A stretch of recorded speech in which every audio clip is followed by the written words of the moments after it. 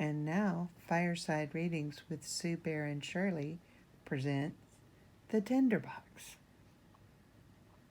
The Tinderbox. A soldier came marching down the road. Left, right, left, right.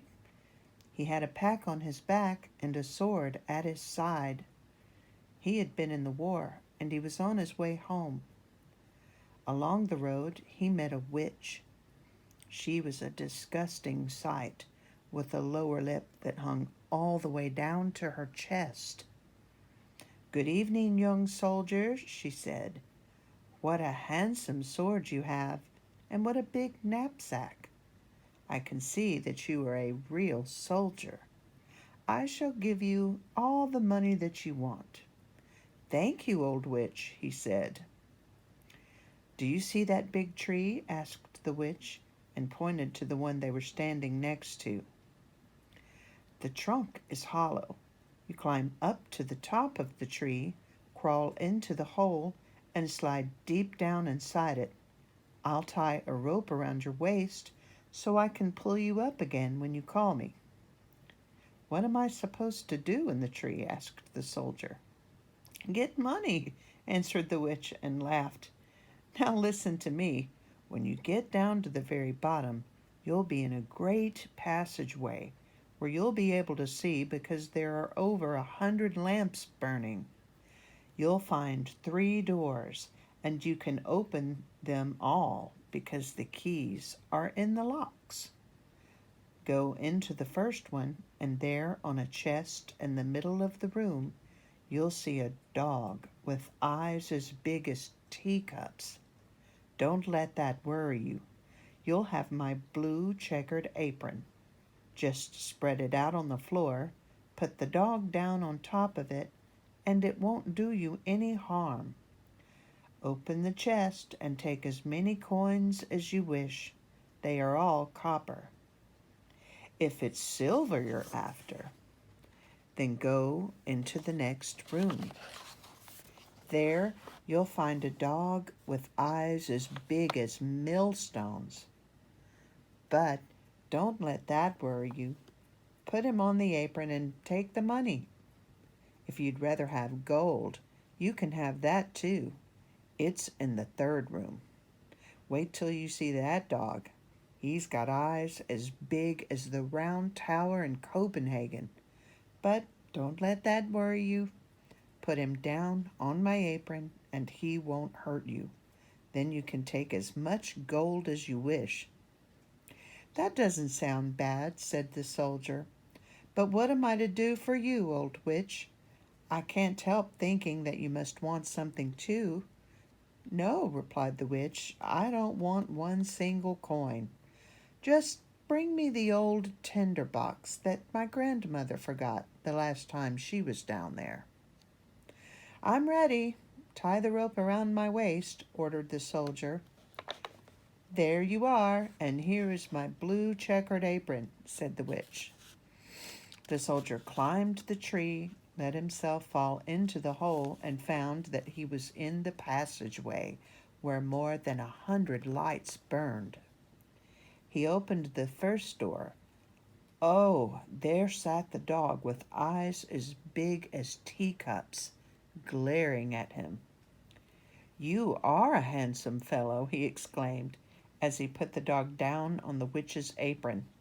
He filled his pockets with copper coins, closed the chest, and put the dog back on top of it. He went into the 2nd room. Aha! There sat the dog with eyes as big as millstones. "Don't keep looking at me like that," said the soldier good-naturedly. "It isn't polite, and you'll spoil your eyes."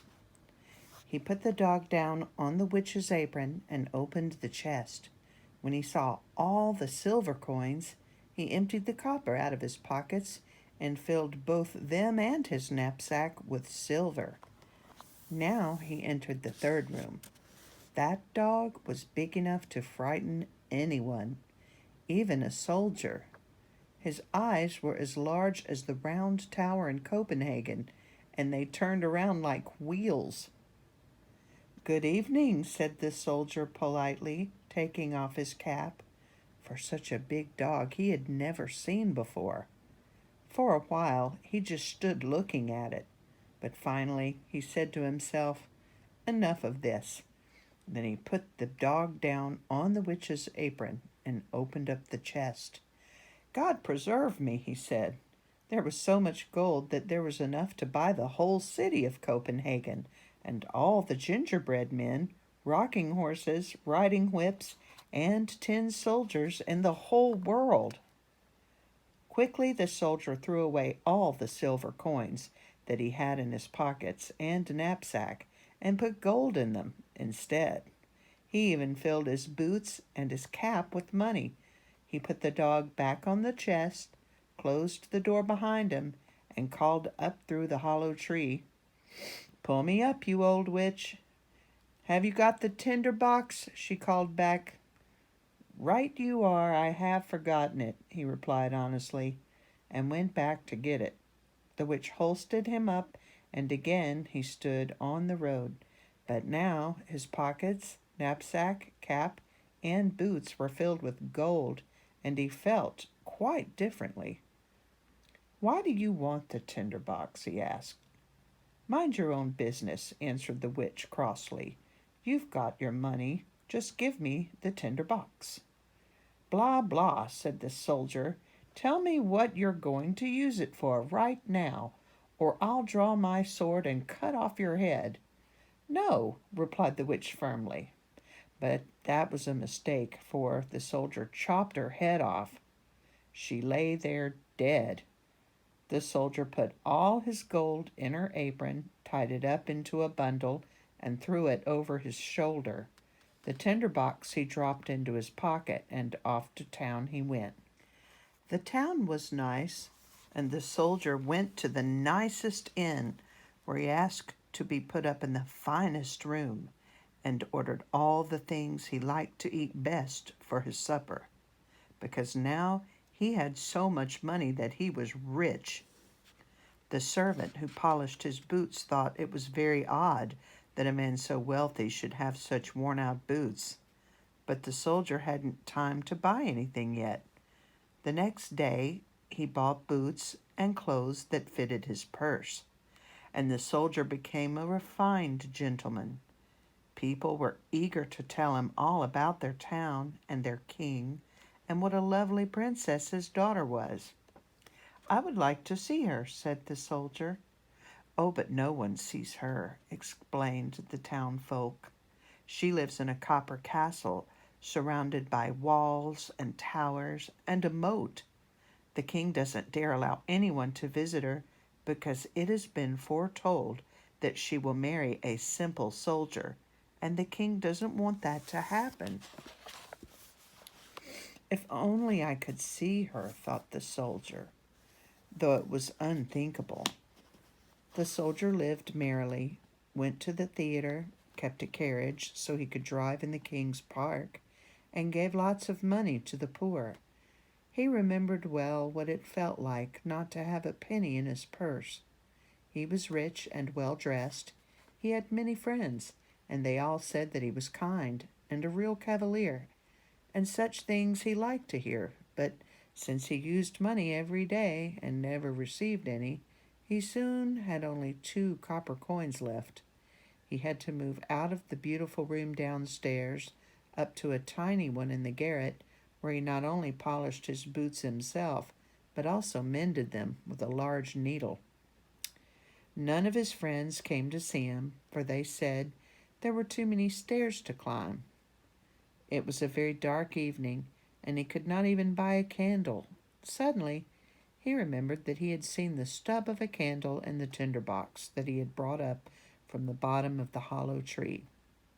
He found the tinderbox and took out the candle. He struck the flint. There was a spark, and in through the door came the dog with eyes as big as teacups. "What does my master command?" asked the dog. "What's this all about?" exclaimed the soldier. "That certainly was an interesting tinderbox. Can I have whatever I want?" "Bring me some money," he ordered. In less time than it takes to say thank you, the dog was gone and back with a big sack of copper coins in his mouth. Now the soldier understood why the witch had thought the tinderbox so valuable. If he struck it once, the dog appeared who sat on the chest of copper coins. If he struck it twice, then the dog came who guarded the silver money. And if he struck it 3 times, then came the dog who had the gold. The soldier moved downstairs again, wore fine clothes again, and had fine friends, for now they all remembered him and cared for him as they had before. One night, when he was sitting alone after his friends had gone, he thought, "It is a pity that no one can see that beautiful princess. What is the good of her beauty if she must always remain behind the high walls and towers of a copper castle? Will I never see her? Where is my tinderbox?" He made the sparks fly, and the dog with eyes as big as teacups came. "I know it's very late at night," he said, "but I would so like to see the beautiful princess, if only for a minute." Away went the dog, and faster than thought he returned with the sleeping princess on his back. She was so lovely that anyone would have known that she was a real princess. The soldier could not help kissing her, for he was a true soldier. The dog brought the princess back to her copper castle. But in the morning, while she was having tea with her father and mother, the king and queen, she told them that she had had a very strange dream that night. A large dog had come and carried her away to a soldier who kissed her. "That's a nice story," said the queen, but she didn't mean it. The next night, one of the older ladies in waiting was sent to watch over the princess while she slept and find out whether it had only been a dream and not something worse. The soldier longed to see the princess so much that he couldn't bear it, so at night he sent the dog to fetch her. The dog ran as fast as he could, but the lady in waiting had her boots on, and she kept up with him all the way. When she saw which house he had entered, she took out a piece of chalk and made a big white cross on the door. "Now we'll be able to find it in the morning," she thought, and went home to get some sleep. When the dog returned the princess to the castle, he noticed the cross on the door of the house where his master lived, so he took a piece of white chalk and put crosses on all the doors of all the houses in the whole town. It was a very clever thing to do, for now the lady in waiting would never know which was the right door. The next morning the king and queen, the old lady in waiting, and all the royal officers went out into town to find the house where the princess had been. "Here it is," exclaimed the king when he saw the first door with a cross on it. "No, my sweet husband, it is here," said his wife, who had seen the second door with a cross on it. "Here is one." "Well, there's one." Everyone shouted at once, for it didn't matter where anyone looked, there he would find a door with a cross on it, and so they all gave up. Now the queen was so clever she could do more than ride in a golden carriage. She took out her golden scissors and cut out a large piece of silk and sewed it into a pretty little bag. This she filled with fine grain of buckwheat and tied the bag around the prince's waist. When this was done, she cut a little hole in the bag just big enough for the little grains of buckwheat to fall out one at a time and show the way to the house where the princess was taken by the dog. During the night, the dog came to fetch the princess and carry her on his back to the soldier, who loved her so much that now he had only one desire, and that was to be a prince so that he could marry her. The dog neither saw nor felt the grains of buckwheat that made a little trail all the way from the copper castle to the soldier's room at the inn. In the morning, the king and queen had no difficulty in finding where the princess had been, and the soldier was thrown into jail. There he sat in the dark with nothing to do, and what made matters worse was that everyone said, "Tomorrow you are going to be hanged." That was not amusing to hear.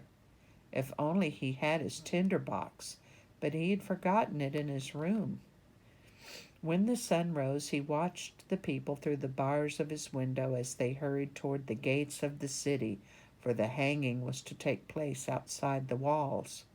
He heard the drums and the royal soldiers marching.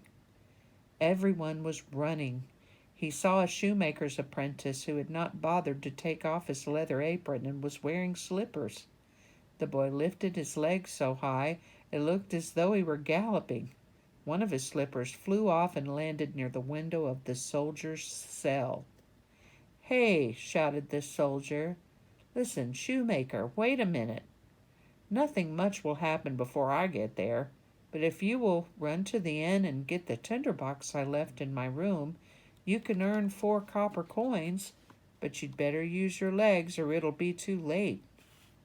The shoemaker's apprentice, who didn't have 1 copper coin, was eager to earn 4, and he ran to get the tinderbox as fast as he could and gave it to the soldier. And now you shall hear what happened after that. Outside the gates of the town, a gallows had been built. Around it stood the royal soldiers and many hundreds of thousands of people. The king and the queen sat on their lovely throne, and across from them sat the judge and the royal council.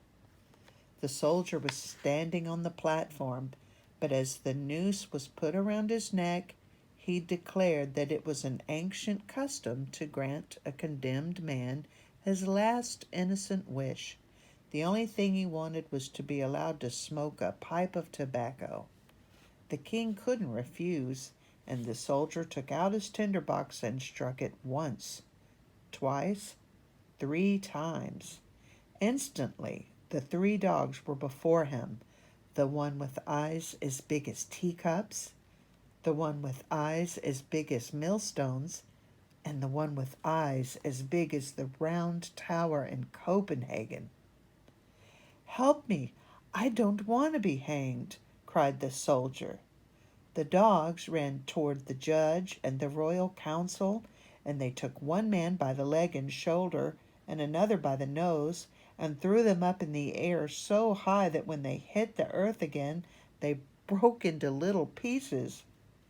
"Not me," screamed the king. But the biggest dog took both the king and the queen and sent them flying up as high as all the others had been. The royal guards got frightened, and the people began to shout, "Little soldier, you shall be our king and marry the princess." The soldier rode in the king's golden carriage, and the 3 dogs danced in front of it and barked, "Hooray!"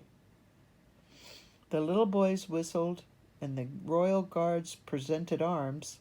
The princess came out of her copper castle and became queen, which she liked very much.